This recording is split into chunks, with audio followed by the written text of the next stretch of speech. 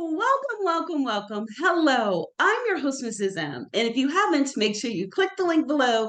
That way you can subscribe to my channel and not miss out on anything you need to scale your business to six figures and beyond. Oh, so I'm going to share with you about a couple of agencies, no matter what happens when November the 17th comes, which is when they're supposed to look at doing the budget again and trying to approve the budget for the new fiscal year.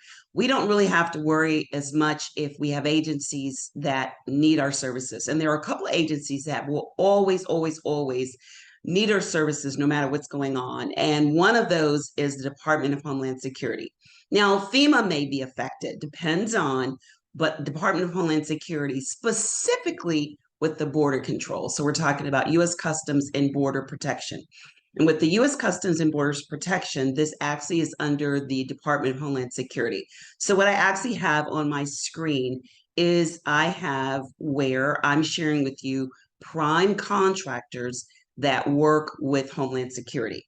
And one of the ones I know for sure that they really, really, really need your company. That's right.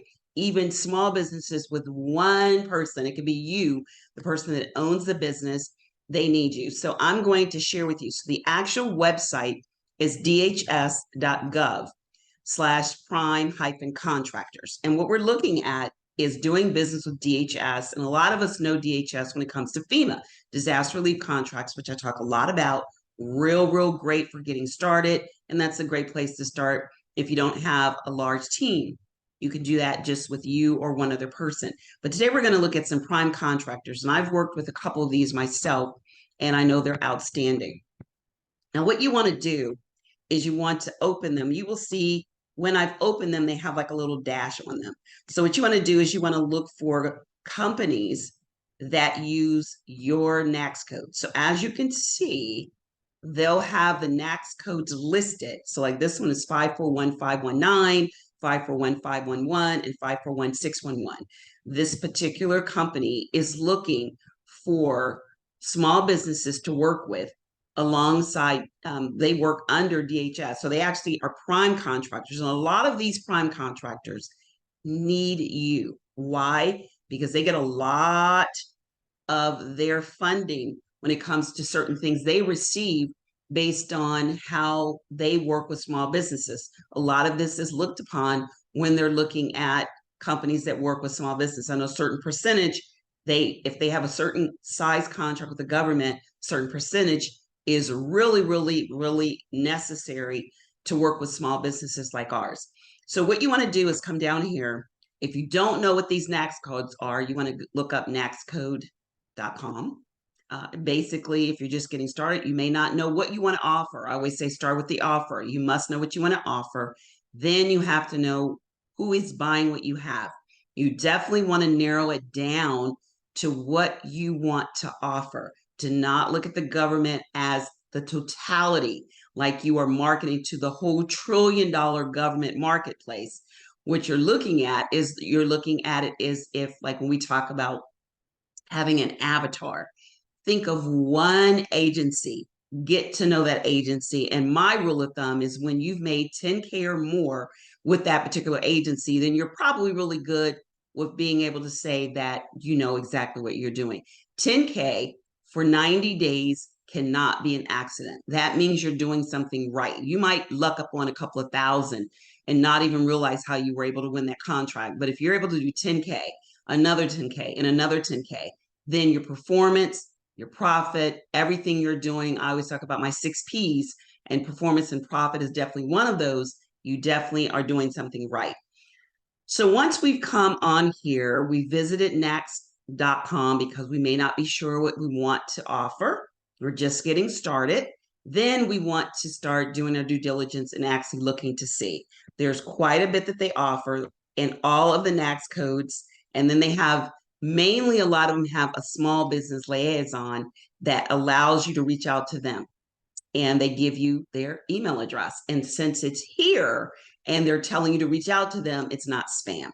So they're looking for, and they also give the websites. And I love that because you go to the websites and get a feel for the company, which once again makes it feel more personalized instead of like you're just throwing something at any and everything. And when you make it more personalized and more customized, it's a better fit for you and them. So take your time. A lot of these companies you may have seen before, and some of them will maybe not have the NAICS codes listed, but they will give key words that you can simply look up in, like, cloud computing. You can look at that and you can see what that NAICS code may be, because you can simply go to naicscode.com and put in the cross reference. One of the ones that I know stood out, a lot of people like to do medical. So here's one: disaster preparedness. I do a lot of teaching, like I said, on disaster preparedness, response, and recovery. Well, this company is a prime contractor that works directly in there, and they do facilities management, base support services, so many things. The other company I'm going to look specifically at, this is one that does a lot of engineering. There's one right here, and as you can see this, they work a lot with facility support services, which is one of my sweet spots. That's one of the NAICS codes that I worked with, and I was able to really scale my business to well over 6 figures and beyond. Oh, and so I really like that one. And the reason why I really like facility support services is because it encompasses so much. So this is one, and it goes with their website, and it has the point of contact. Now, I talked earlier, and I'm going to talk about this. This is threat mitigation and so on and so forth. But the one that I really want to show you is a little bit further, CACI. And CACI has a website. They work with small businesses. And the thing that I like about it is they talk a lot, and they work a lot with some companies or some agencies with DHS, and they work a lot with border management. Now, border management, when you're looking at the border management and border patrol contracts, there's a lot of them. So you're going to have to do your due diligence to look to see what you feel your company provides. Look to see what they need as far as uniforms. Can you do products? Can you do some type of service when it comes to maybe with products providing the cell phones that are needed? Or you may provide the uniforms, or you may provide the training for their dogs, or something like that. This is where you've got to look at where you fit in with your services.